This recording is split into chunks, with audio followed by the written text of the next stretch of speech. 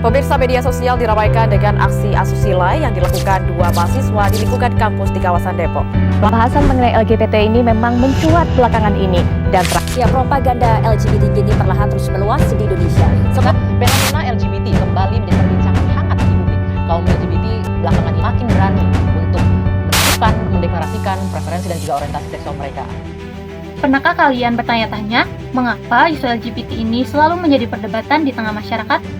Ketika kita mendengar istilah LGBT, sebagian orang pasti langsung memiliki pendapat yang berbeda.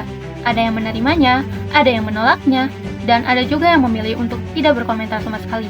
Namun, pernahkah kita berpikir juga, bagaimana sih pandangan psikologi sosial terhadap isu ini? Disclaimer, psikologi sosial itu tidak bertugas untuk menentukan apakah pandangan seseorang itu dinilai benar atau salah, baik secara moral maupun agama, karena fokusnya yaitu untuk mempelajari bagaimana seseorang ini dapat dipengaruhi oleh lingkungan sosialnya, baik dalam berpikir, merasakan, maupun berperilaku.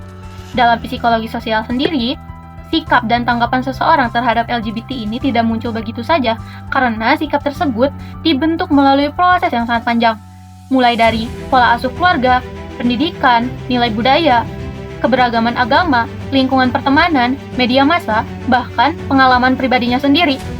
Semua faktor tersebut saling berinteraksi, sehingga menghasilkan pandangan yang berbeda pada setiap individu maupun suatu kelompok masyarakat. Psikologi sosial juga mengenalkan konsep stereotip, prasangka, dan diskriminasi, yang dimana stereotip ini merupakan anggapan umum terhadap suatu kelompok. Misalnya, mengapa sih semua orang dari kelompok tersebut memiliki karakteristik yang sama? Nah, dari stereotip berkembang menjadi prasangka, yaitu suatu penilaian atau sikap yang terbentuk sebelum kita itu mengenal seseorang secara langsung.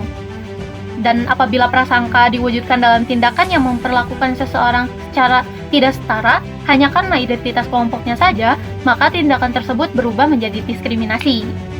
Selain itu, terdapat juga teori pengaruh sosial yang menjelaskan bahwa manusia itu cenderung mengikuti norma yang berlaku di lingkungan sekitarnya agar dia itu bisa merasa diterima oleh kelompok tersebut. Akibatnya, pandangan terhadap LGBT pun berbeda-beda. Apa yang dianggap wajar oleh satu kelompok belum tentu dipandang sama oleh kelompok yang berbeda, karena norma sosial dan budaya yang mempengaruhinya pun beda. Nah, psikologi sosial juga menjelaskan bahwa media sosial itu memiliki peran yang sangat besar dalam membentuk opini masyarakat.